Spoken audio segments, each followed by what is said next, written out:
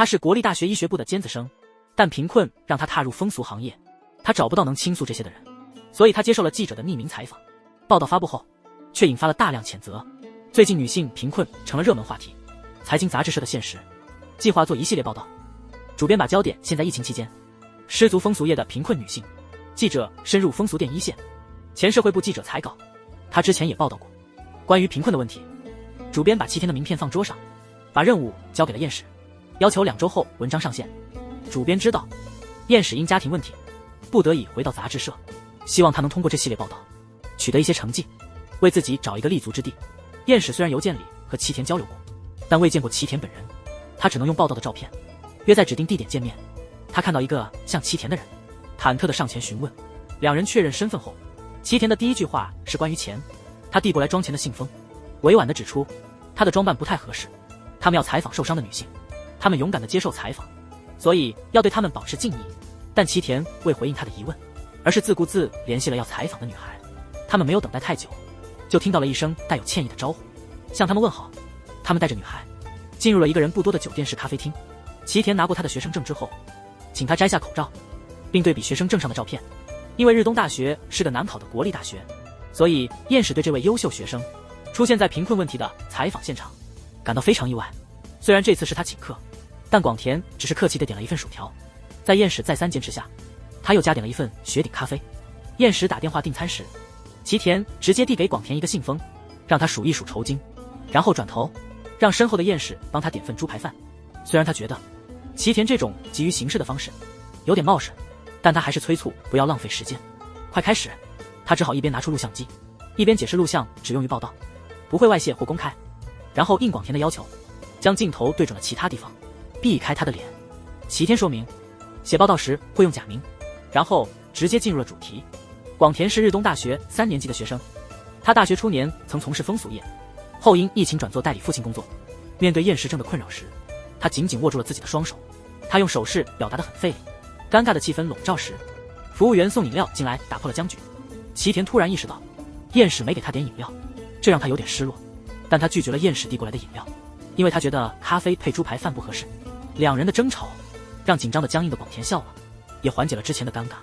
之所以去做风俗工作，是因为家里很穷，父母不是正式员工遭到了裁员，为了找个赚钱的工作，他拼命学习。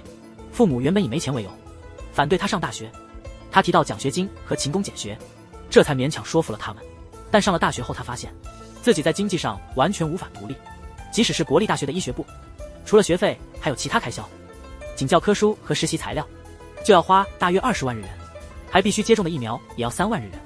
广田每个工作日晚上都去打工赚钱，周末则努力学习。因为医学部的考试非常严格，所以他不能因打工而减少学习时间，这样一来就挣不了多少钱。他虽然努力打工，每月也只能挣约5万日元，奖学金其实就是贷款，额度不高，但利息不低，因此夏天一到他的钱就花得差不多了。但七田有些不解，尽管他一个月只赚5万日元，既然住在家里，理论上教材费他应该还是付得起的。广田苦笑着解释说，他加入了社团，那时候他还是大一新生，所以需要买制服去参加训练营之类的活动。那段时间他大约花了6万日元。电视上的人不理解，他的生活已经这么困难了，为什么还要参加社团呢？广田只能苦笑的回应，看到同学们练习网球，他就被深深吸引，只差那最后3万日元。为了不放弃打工和社团活动，他最终选择了进入风俗行业。但这行业对年轻人的心理和身体都是巨大的伤害和折磨。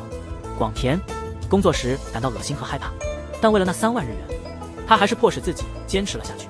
随着疫情的蔓延，店里的工作受到限制后，他现在有时候仍因为店里收入不足而去找父亲帮忙。燕史在告别时好奇地问广田为什么接受这次采访。他说，因为学校里大多数学生家境都不错，他没有可以倾诉心事的对象，但我觉得他更希望有人能听听他的故事，给他一些微小的支持。燕史在广田离开时送了他一份礼物以表心意，这份善意让广田很感动，但看着他远去的背影，心里却有些沉重。虽然主编对齐田的文章很满意，但与燕史的采访理念存在较大分歧，所以他希望换个作者，并且觉得齐田的采访方式太过粗鲁，可能会引发不必要的麻烦。但燕史找不到既懂风俗业又能写出高水平文章的作者，只好作罢。燕史叫住了准备离开的主编，建议删掉关于社团活动的内容，觉得这可能引起不必要的麻烦，但主编让他去找齐田处理，他只好硬着头皮给齐田打电话，希望他能删掉那部分内容。齐田接通电话时显得很不耐烦，并迅速提出了一连串质疑，因为他认为社团活动只是兴趣，没钱就不该参加。他认为这样的报道会削弱关于女性贫困的文章的说服力。因为接近截稿日期了，燕史只好妥协。这篇报道一经网络发布，立即引发热议，97%的反应是谴责。燕史异常愤怒，因为他觉得这都是齐田的固执造成的。可是7天后却被拉黑了电话，同事们担心被采访的女孩可能因此受刺激，做出不理智的行为。她和闺蜜去喝下午茶聊天，她们的高档饰品让她感到羡慕，她们随便挑选甜点时随口一问，让她感到尴尬。她只好假装自己不想吃来掩饰。他们讨论美容院的项目时，她完全插不上话，只能局促不安地玩弄手指。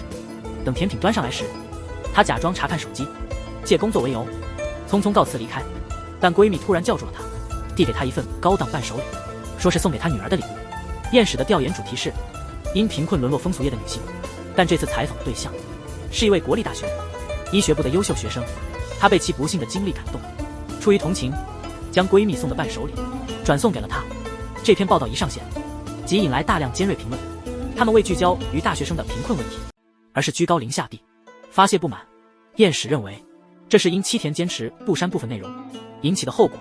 气愤地找到齐田，要求他负责，要求他赔自己向广田道歉，并立即删除该报道，关闭评论区。齐田深知燕史的心理，他认为，只要广田牺牲点睡眠或学习时间，去打工或多借点奖学金，放弃参加社团活动，解决他的贫困问题是可能的。但他忘了，广田的父母失业并不是他的错，而且奖学金实际上是有利息的借款。医科大学的课程也特别繁重，贫困并非他本意。在这种高压和紧张的生活中，唯一能让他放松的是参加网球社团活动。希望齐田能体谅广田的心情，他不能只为了表达自己而伤害到广田。报告写作本就是一件残酷的事，尽管齐田说话冷漠，他还是不情愿的去广田工作的风俗店找他。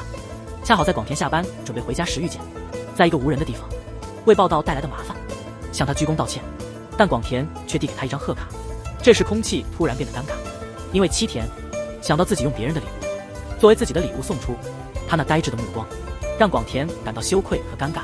他说他不是那种觊觎别人东西的人。燕史急忙为自己的失礼道歉，尽管他不同意广田的看法，但他不知该如何安慰他。当他说要关闭评论区并删除报道时，广田感到惊讶，因为他在看到因报道而愤怒的评论时，不由得感到一种痛快，甚至希望他们更加难受。一整天都没说一句话，只是在广田离开时点了点头给他示意。当他看到厌世症的人泪流满面时，他在天台部分解释了情况。因为大学生的学费在近20年内暴涨了44倍，而家庭收入却下降了15%，所以很多大学生只能依靠奖学金。这样的大学生已经达到总数的52.5%，但奖学金在2007年改革后变成了贷利息的贷款。学生虽然只想挣够奖学金来支付生活费，但因为大学课程越来越严格，打工时间大幅减少，他们每年的学杂费和生活费大约需要600至900万日元，因此入不敷出的学生逐渐被灰色世界吸引。他的感慨让燕史对他改观，他主动提出讨论接下来的采访计划，但燕史还是没能理解贫困的真正本质。当他回到家时，弟弟已经睡了，但他抱怨母亲让弟弟在这个时候睡觉。看到桌上的兴趣班海报时感到困惑，母亲解释是弟弟想参加，所以他拿了一些回来比较。他的自欺欺人让母亲感到无奈，尽管他总是说现在没钱让弟弟参加兴趣班，但当母亲让他向前夫要抚养费时，他立刻结束了对话。母亲原本以为离婚后可以不必再操心厌世，这也是他决定和他父亲离婚的原因。可现在的生活却是一团糟，他没有回母亲的电话，一边自言自语着要学会忍耐，一边躺到了熟睡的女儿旁边。但单纯的忍耐有时候不仅不能解决问题，还会让自己的内心更加沉重。因为女儿的幼儿园临时关闭了，所以燕史最近需要在家照顾她，他无法去公司上班。在回答主编关于采访的关心时，他表示自己会尽力安排，同时希望主编能允许他在家办公。当主编同意后，在提到和齐田的合作时，他沉默了许久。就在这时，燕史突然收到齐田发来的采访信息，距离采访开始只剩5个小时，地点还在一个偏远的地方。因为他不放心女儿一个人在家，所以打电话让打工的母亲早点回来。母亲实在忍不住看这样的生活，再次建议燕史去找前夫索要儿子的抚养费。来改善当前困难的生活。母亲在燕史成年前一直忍受着父亲的酗酒和暴力，所以她觉得燕史与前夫因精神虐待离婚，有点过于敏感。她认为是燕史的自尊让儿子过得这么苦。燕史不想再在这个问题上再也不想纠缠下去了，可小哥却紧紧抓住他的大腿，不让他离开。母亲一边抱着小哥，一边抱怨自己的人生。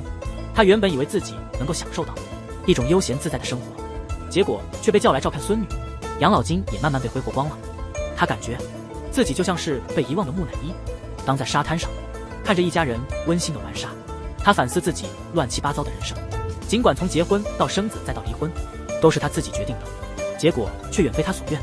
想到曾采访的因贫困沦为风俗工作者的大学生，她意识到不只是她一个人生活艰难。但齐田突然停下脚步，皱眉让她回家。她说她不想和理解不了的人一起采访。看着齐田离去的背影，她感到震惊，不明白自己哪里说错了，越想越生气，甚至认为是齐田看不起她。但当她观看齐田发来的采访视频，看到那位表情麻木绝望的单亲妈妈，她才明白自己真的误会了。真正的贫困是非常沉重和绝望的。今天的采访对象是单亲妈妈村上。齐田像往常一样先递上约定的报酬，然后直接进入主题。村上的儿子正在上补习班，因为他正处于高3备考中，他们都希望他能成功。他顺利考上了理想的大学。而村上进入风俗行业的契机，是因为她的丈夫在公司受到职权骚扰，并因此患上了抑郁症。由于丈夫完全无法工作，村上只好出去找份工作，但兼职赚的钱远不够全家的日常开销，所以她计划在丈夫康复前先找个过渡的工作。但丈夫的抑郁症始终未见好转，她最终向村上提出了离婚。她说当时她并不生气，反而觉得如释重负，因为与一个抑郁症患者生活确实非常辛苦。这样的情况下，丈夫也无需支付儿子的抚养费，因此她无法辞掉风俗店的工作。村上开始从事风俗行业时，本以为能轻松赚大钱，实际上却非常困难。他每次工作只能赚3500日元，因为需要照顾刻苦学习的孩子，他能做的副业非常有限，而赚钱的副业似乎总绕不开风俗这一选项。尽管他每天忙到几乎无暇喘息，想要1个月赚10万日元依然是件难事。西田解释，现在已不是只要入行就能维持生计的年代了。由于疫情的扩散，顾客明显减少了，村上白天的工作几乎没什么安排，他现在基本上没有任何收入，他只能依靠微薄的存款，加上偶尔帮爸爸干点活勉强过日子。虽然帮爸爸干活赚不了什么钱，但至少不用给店里分成，这样他的时薪能稍微高一点，时间上也更加灵活。但相对的，遇到危险的几率也大大增加。不过村上对这些隐患已经不在乎了，他只希望能撑到儿子大学毕业，因为他从没考虑过儿子大学毕业后会怎样。他只想到那时尽量不给儿子增添麻烦，悄悄地离开这个世界。村上发现服务的客人根本不把他当人，在他们眼里他不过是一个活生生的工具，仅仅是用来消费的对象。每当看到孩子，他都很痛苦，因为他觉得对不起儿子，有一个被人忽视的母亲。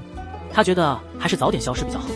但当齐田问村上是否考虑让儿子直接工作时，她毫不犹豫地拒绝了。她的丈夫受到职权骚扰，正是因为她学历低，她不能成为正式员工，也是因为学历不够，所以她坚决不愿让儿子重蹈覆辙，经历同样的苦难。这些痛苦的经历，他们已经够了。村上的采访，实验室意识到了一些事情。今天自我鼓励的话真的太肤浅了，简直是浅薄到了极点。这让他深切感受到真正贫困的无奈。人在绝望面前可以有多无助？那些轻飘飘的自我鼓励根本帮不上忙，比不上现实的痛苦。因为听说燕史的女儿因托儿所停业，只能待在家里，所以齐田开始收集那些因各种原因没法去托儿所的孩子们的信息。他在看这些资料时，经常想到自己的处境。他意识到自己其实也经历过贫困，于是他给电视台发了封道歉邮件，对自己今天傍晚所说的话表达了真诚的歉意。因为他根本不理解用身体换取金钱的决定到底意味着什么。事情一波未平又起一波，燕史和小哥玩闹时一直忍着的母亲突然大声发怒，因为接到了老家邻居的电话。燕史的父亲正在申请最低生活保障。燕史基的父亲不是在喝酒，就是在对母亲大吼大叫，甚至动手打人。但他在看到赡养父亲的表格时却感到非常纠结。尽管他现在生活一团糟，存款几乎也不够支付每月的开销，但他觉得有义务赡养父亲，因为这份表格一出现，母亲就会回忆起被家暴的日子。所以他让犹豫不决的燕史在不愿意的选项上打勾，然后尽快把表格寄回去。燕史心里清楚这个道理，但每当他想到父亲因为他的拒绝而过得很苦时，他就觉得有些于心不忍，因为他认为接受最低生活保障等于是给别人添麻烦。虽然有时偏袒父亲，却让母亲感到伤心和委屈。那时候父亲家暴，他只能站在一旁看着。他清楚记得自己趴在父亲腿边，哭着求饶的情景，但现在他只考虑父亲的处境，完全不顾自己的感受。但你已经得到了救援。燕史抱怨母亲的时候，完全忘了前夫应该支付女儿抚养费，这是理所应当的。每次母亲让他去向前夫索要抚养费，他总是感到生气。也许是因为母亲对他太宽容了，所以他从来没有安慰过母亲。但在经历了接下来的2位女性的采访后，燕史最终在齐田的解释中意识到了自己的问题。他哭着在赡养父亲的申请书上勾选了不可。他记忆中的父亲总是在喝酒，或是对母亲大吼大叫，甚至动手打人。所以当被采访的对象提到类似的遭遇时，他因为共鸣而陷入了回忆。但高坂小姐的经历和燕史正好相反，她是被父亲家暴的那个。她的母亲因为软弱只能袖手旁观，所以她无法忍受这种家庭环境，最终选择了离家出走。虽然和父亲住在一起不愁吃穿，但她觉得离开父亲比解决温饱更重要。尽管经历相似，燕史还是觉得高坂小姐的想法太极端了。虽然她的成长环境也不算好，但她总感觉血缘关系很重要。突然想起收到的赡养父亲的意愿书和父亲家暴母亲的记忆。当他想和齐田讨论这件事时，却被朋友的突然出现打断。他看着2人离去的背影，开始八卦他们之间的关系，把原本要讨论的事情抛到了脑后。晚上突然接到齐田的电话，他问他采访结束时是否有事想说。燕史没想到他会因此专门打电话过来，有些尴尬了，开始谈论父亲申请最低生活保障的事。虽然父亲已经和母亲离婚，但考虑到他是自己的亲生父亲，他觉得有责任帮助他。因为齐田和母亲的看法类似，他开始怀疑自己是否正常。第2天，齐田带着燕史去一条狭窄的老街采访。他们在路边看到了一个披头散发却东张西望的女性，她就是他们今天要采访的对象。穿过女士所住公寓的阴冷走廊，燕史不由自主地缩了缩身子。她的房间门上还挂着一把简陋的锁。尽管53岁的川上女士现在生活颇为艰难，但几年前她还是个从未吃过苦头的人。她的父亲是做媒体行业的，她家生活还算富裕。尽管婚后她成了全职主妇，丈夫的工作也相当稳定，但夫妻间的摩擦积少成多，导致了不和。她最终在33岁时带女儿离婚。父亲为她找到了一份年薪400万日元的秘书工作，外加育儿补助。她和女儿的生活还算不错，但一切在8年前父母相继去世后开始恶化。因为父母一直照顾老家，还有患有精神分裂症的姐姐。父母去世后，姐姐就没人照顾了。川上出于对姐姐的担忧，放弃了继承权，把所有遗产和房产都留给了姐姐。由于之前生活顺利，他对社会现实缺乏了解，他当时天真的以为这样姐姐就能独自生活。但几个月后，他突然接到来自医院和福利中心的电话，姐姐被送进了精神病院，让他帮忙补缴治疗费，并照顾姐姐的生活。川上的姐姐患有精神分裂症，她因为乱投资和赌博，所以仅仅几个月内，她就花光了父母留下的大笔遗产。她住的房子也被不良房产商以低价骗卖，卖了个低价。川上后悔将遗产都给了姐姐，让自己独自一人生活。因为他后来发现，患有精神分裂症的姐姐在失去了支撑她的父母后，显然感到非常不安，这让她一个人的生活更加加剧了她的病情。她不得不开始在东京和关西之间长途奔波来照顾她。每月的交通费和姐姐的治疗费加起来超过10万日元，有时甚至高达30万日元。当他没时间照顾姐姐时，他就得花钱请护工照看她。因为姐姐经常会跳荷兰电车，或半夜离家出走，在公共场合大声尖叫，所以他经常被医院从东京叫到关西。他觉得一边工作一边远距离照顾姐姐太过勉强，因此他做出了一个糟糕的决定，辞去了稳定的秘书工作。他天真的以为姐姐很快就会好，到时候他再找份新工作就行。但姐姐的病情毫无好转，他也因为年龄和照顾姐姐完全找不到工作。他的存款渐渐用尽，不得不借债过日。他那个本有希望考进东大的高中女儿也被迫辍学，成了他责任感的第一个牺牲品。虽然女儿没有被挫折打倒，转到了函授学校，但她还是因为付不起大学学费，不得不放弃了大学生活。川上女士为了躲债，才找人帮忙找到了现在的住所。她照顾姐姐的善行，不仅拖累了自家人，还毁了女儿的未来。川上的姐姐2年前因肝硬化去世，她看到姐姐遗体时，内心竟感到一丝释然。她对此感到羞愧。川上女士的经历让燕世想起了自己和父亲的事，不知是因为公寓太冷，还是心里太凉，她蜷缩着瑟瑟发抖。齐天说，川上女士其实有机会避免贫困，如果她没接手抚养姐姐，姐姐就能住院，并得到社会最低保障福利。因为川上的冲动介入，姐姐才被排除在医保体系外，所以她费尽心力照顾，不仅没能治好姐姐，反让自己陷入贫困。齐田的结论让燕氏觉得不可思议，他觉得齐田太冷酷无情，他认为他们本应承担起照顾亲人的责任。川上女士的例子就明摆在他面前，他却像得了失忆症。正是因为他承担了照顾姐姐的责任，所以他女儿的光明未来就此葬送。燕氏虽然知道父亲确实是个问题人物，赡养他对自己也是一种负担，但一想到放弃赡养父亲，就感到一股强烈的罪恶感。齐田的解释让燕氏心中五味杂陈，他开始关注养老院的相关信息。这篇报道一发布，立刻引起了社会的广泛讨论。这次与之前国立大学医学部女学生的报道不同，评论区充满了同情和鼓励。燕氏还在犹豫是否放弃赡养父亲，这时一个小伙子拿着手工折纸的传单走了过来，他才从母亲那里得知保育员已经发送了双肩背包，购买目录。他愁眉苦脸。当小伙子说想买个蓝色书包时，心情突然晴转多云，因为他发现自己做不到。为了赡养父亲牺牲小伙子的未来，他内心最终做出了选择。等到小伙子熟睡后，在道德和良心的折磨下，哭泣着在赡养父亲的意愿表上勾选了不。一个女人在电车上抓住一个男人的手臂，哭喊着他摸了自己的屁股。被指认的男人不承认，也不打算在下一站下车，电车只好暂时停下。正值早高峰，赶着上班上学的人群开始变得焦躁。虽然那名女性为给别人带来困扰感到抱歉，不停地道歉，但她的遭遇并未引起同情，反而被人粗鲁地打断。燕史那时还是个高中生，出于害怕，她没有为对方发声，只能无奈地转过头。这件事一直困扰着她，难以释怀。她总觉得当时应该能做些什么，却什么也没做。第二天的采访进一步加剧了她的无力感和悲伤。三井女士长期遭受丈夫的精神虐待，因此患上了抑郁症和恐惧症。因此这次访谈的重担落在了燕史身上。她刚坐下，三井女士就开始滔滔不绝。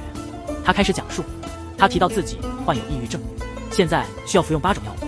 从她的表情和语调中，可以明显感觉到她的精神状态有些异常。燕史在三井女士拿药时，向齐田求助的投去目光。三井女士高中毕业后，在制造商的分包营业所工作期间，遭受严重职权骚扰。因为那里几乎都是男性，所以她难以融入他们。他们先是嘲笑她是胖子和怪物，然后逐渐视她为无用和累赘，甚至嘲笑她是所里的经济负担。最终他们开始说，她完全是靠他们养活的。因此他们要求她每天早上向所有男员工表示感谢，如果不低头表示恭敬的话，他们从不让她坐下休息。因为一直在这种环境下工作，巨大的压力使她的精神状况越来越糟。当三井英无法忍受，在公司试图上吊自杀时，她不仅未得到安慰，反而遭到了严厉的斥责。然后所长让她辞职去结婚，她就这样和所里最年轻的员工结了婚。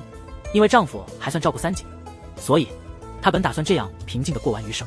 但丈夫很快露出了真面目，他经常关紧门窗，在家中对三井进行言语虐待，在家里对三井施加压力，在她身上随意发泄自己工作的压力。在接下来的日子里，几乎每天都遭受丈夫几个小时的精神虐待。这样的生活对她来说简直是地狱。在结婚8年后生了2个儿子，她因精神崩溃选择了离家出走。三井女士自嘲自己当时已经完全失常。她说自己在情绪低落时经常做出冲动的行为，然后卷起袖子露出自己多次自残未遂的伤痕。她因为想到未成年的孩子，所以她在身心俱疲的情况下去了医院。医院随后将她引荐至福利中心，在他们的帮助下，她的情况逐渐稳定下来。三井女士对自己的处境感到羞愧，因为她只能靠最低生活保障生活。燕史的同情鼓励让一旁的齐田感到头痛，他的话容易使三井的精神状态不稳。结果正如齐田所担心的，三井女士因情绪巨大波动，突然出现呼吸困难，只能依靠药物来稳定情绪。母亲把所有错都归咎于三井，并认为她是家中混乱的主因。燕史的苍白安慰并未稳定三井的情绪，情绪依然低落。他在感谢燕史倾听时，因为抗抑郁药的副作用，逐渐失去对身体的控制。他嘴里不停地说着对不起。他发现自己深陷情绪无法自拔，就带他去常去的餐厅吃饭。他对菜单上的奇怪菜式感到好奇。朋友感觉气氛沉重，用夸张的动作推荐燕氏尝试烤蝎子，但他自己点了普通炒饭。燕氏在电视上看到一名20多岁女大学生被砍伤的新闻，嫌疑人的动机仅仅是因为看到他一直在笑，感到不悦，这让燕氏想起了高中时在电车上的经历，他的情绪突然崩溃。朋友急忙点了热黄酒，帮他平复情绪。喝了一杯黄酒后，他开始谈论高中以来困扰他心头的事，还提到了离婚前的经历。丈夫总是用各种难听的话辱骂她。沉默片刻后，七田忽然以工作为由离开了。朋友在送七田去车站的路上，为七田的奇怪行为道歉。他犹豫地告诉七田的前女友曾偷偷在风俗店工作，之后突然消失了。他是为了找女友才开始写关于风俗的报道。他一直在自责，没能察觉到任何端倪。他之所以突然离开，是觉得自己不配站在受伤的你身边，所以才突然离场。燕史听到这些后，突然拒绝了朋友送他去车站的好意，然后拖着沉重的脚步向车站走去。他疲惫地回到家，轻轻躺在熟睡的女儿旁边。他不知道当时的自己除了道歉还能为那个女人做些什么。如果今天你不为他人发声，明天没人会为你发声。如果你都不为自己挺身而出，就别指望别人会。所以希望你能以自己的方式为弱者做些事，因为无论你做什么都是在为正义贡献力量。第二天，印象中冷漠的七田突然不顾周围的呼喊，直接向一名女性走去。他与女友相处了5年，却从未意识到她会为金钱所困，背着她偷偷在风俗店工作，然后有一天突然消失了。七田后来想起，其实有很多明显的迹象，但当时的他一个都没注意到。小芷的父亲年纪大了，几乎已经不能工作，他不得不承担起家里所有的开销，所以他大学读了2年就退学了。他想尽快开始工作，尽快考取看护资格证，照顾父亲。他的生活非常拮据，那双帆布鞋从大学时期穿到现在，他总是习惯性地把打算扔掉的旧鞋洗一洗。因为七田现在是社会新闻部的记者，所以他希望小芷买双新鞋，不要让他丢脸。他上次带小芷去公司烤肉聚餐，结果让主编的妻子误会，以为他虐待女友。到了看护资格证考试那天，小芷却没去考试。他说交不起8万多日元的培训费，但当七田表示愿意帮助时，他却毫不犹豫地拒绝了。他说攒够钱再考就好。七田只能给他一些口头和精神上的支持，这是我的命。但他转身时却叹了口气，脸上流露出麻木和绝望。小芷的家虽然在海边，但他从没去过海滩。他说家周围全是工厂，根本看不到海。七田去看了就明白。七田本以为小芷想让他认识家人，但小芷更希望能去看真正的大海。他希望能带他去海边，去看真正的大海。他拿着手机走到七田旁边，说这是他心目中理想的大海。但七田怎么看？这海看起来普通且常见，因为还有工作没完成，所以他打断了小芷的遐想。小芷接电话时，脸色显得不太自然。他在阳台接完电话几天后，突然消失了。小芷失踪后，七田听说他在风俗店被看到，他急忙赶到那里，但小芷已经不在了。他从店里的女孩那里得知，小芷在风俗店工作已久。七田对小芷的情况感到自责，他觉得自己本可以做点什么，却没有采取行动。他毅然决然地辞职，放弃了前途光明的记者工作，转而成为深入了解风俗店的撰稿人。他调查这些女孩的生活，并试图通过体验她们的困境来惩罚自己。在多次尝试和失败后，他总结了如何与这些女孩交流的方法。他在采访中不带入个人价值观，保持旁观者的立场，力求在安全的范围内尽可能真实的报道和传递信息。他只提出能够获得信息的基本问题，无论他们怎么回答，他从不否定，只是倾听他们的故事。长期目睹和了解这些不幸，让七田的内心逐渐麻木。他们身上发生的不幸事件让他的内心逐渐变得麻木，他的采访态度也变得更加随意。除了工作之外，他每天都待在家里，反复观看小芷发来的大海视频。这天他在等待受访人时，在路边看到了一个酷似小芷的女性背影，本能驱使他不顾一切地跑了过去。因为这次采访的女性是一位家庭暴力的幸存者，所以他的冒失导致取消了采访。齐天不停地向燕史道歉，燕史对他的行为感到陌生，但他没有解释，反而说男性不适合做这种采访。虽然他已经非常小心，但他的出现有时会让女性受访者感到威胁。齐天建议燕史考虑找一个比他更合适的导播。燕史意识到他想放弃这个系列连载，他很坦率地说出了昨晚他朋友告诉他的事情。他面对无言的七田，认真的希望帮他找到小芷。他对七田冷漠的回答感到愤怒，所以找到七田，一个风俗店的店长朋友。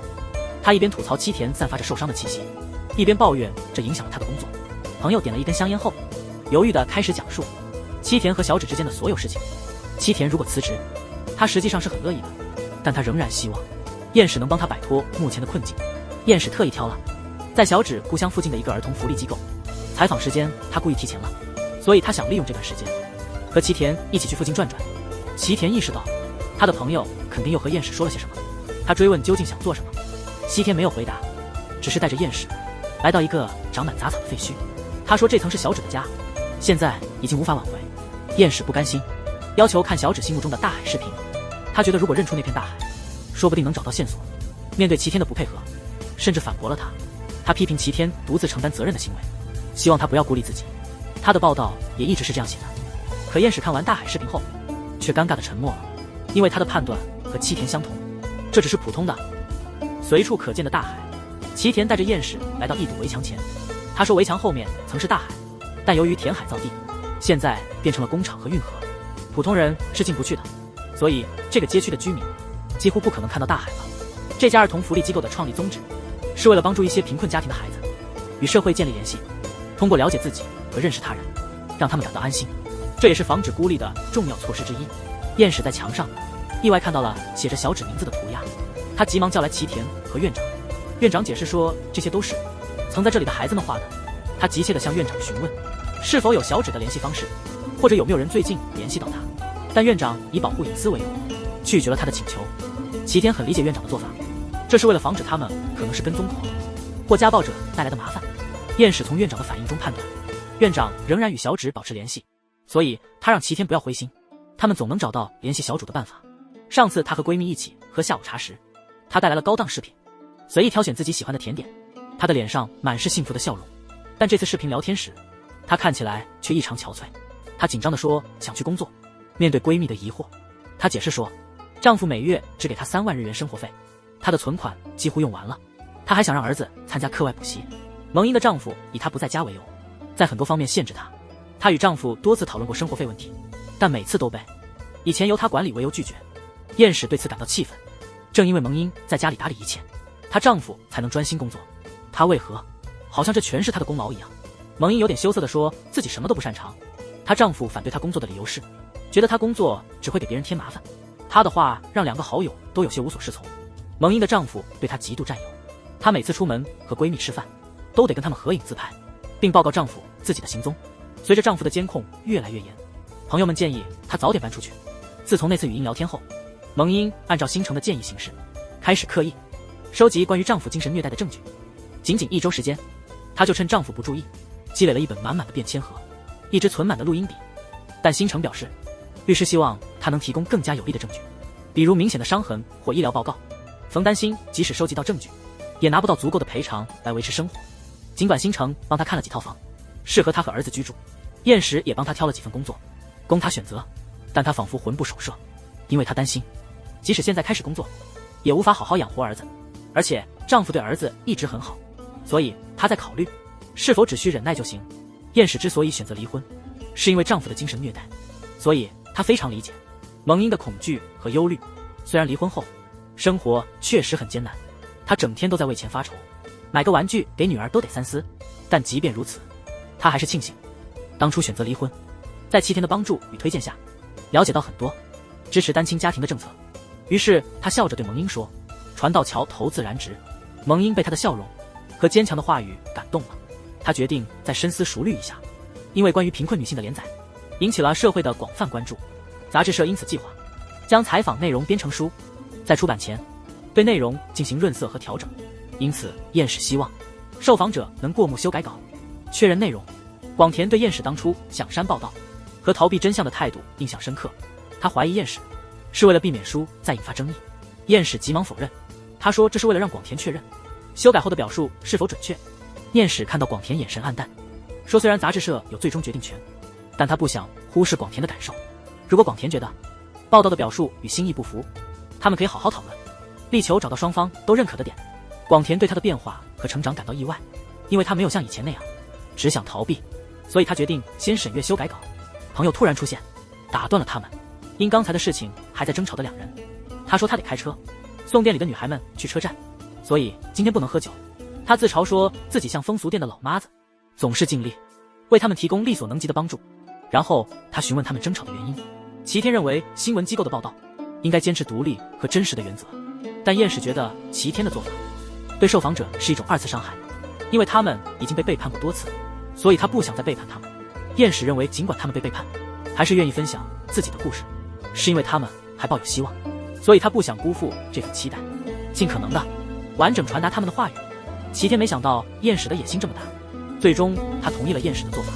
就在这时，燕史突然接到蒙英的电话，蒙英说她的离婚计划被丈夫发现，结果遭到了家暴。燕史因为太着急而手忙脚乱，在朋友的关心下，讲述了蒙英的遭遇。朋友和齐天立刻放下筷子，一起开车去蒙英家。为了避免麻烦，他们选择在门外等。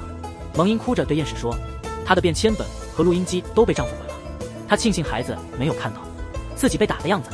燕史提议报警，她只是哭着无法回应。这时她的儿子突然跑出房间，儿子哭着跑向蒙英，让局势更糟，成了压垮蒙英的最后一根稻草。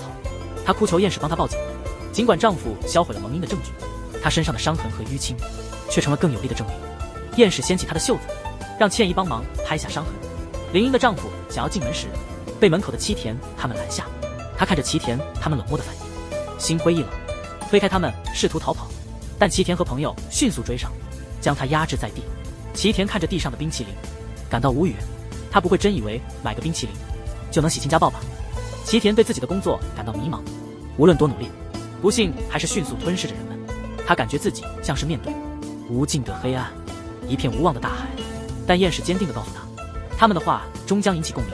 不久后，燕史工作时突然收到广田小姐的邮件，同意稿件可以发表。燕史和齐田在书籍出版前回访了几位贫困女性，询问他们的近况。广田小姐仍靠风俗业和微薄的父亲收入维持大学生活。村上女士一位单亲妈妈，又回到酒店兼职送餐了，但她赚的钱依旧不够支付儿子的考试费，每月仍需做些兼职来凑钱。高桥小姐仍旧住在冷咖，她说这样的生活过得很快。川上女士高兴地告诉大家，她女儿找到了工作，但采访那天后，三井小姐就失联了。蒙英在看一张为女性提供免费法律咨询的传单，儿子笑着给她一朵白雏菊，这让她对未来重新有了希望。燕史和齐田写的报告并不能立即改变什么，因为这世上总有不讲理的人，有时对他人也很残忍，但他们仍想向世界宣告，他们不是孤单一人。尽管人生充满痛苦，但还是得活下去，因为只有活着才能迎来希望之光。他们希望孤独的人有天能收到齐田的消息。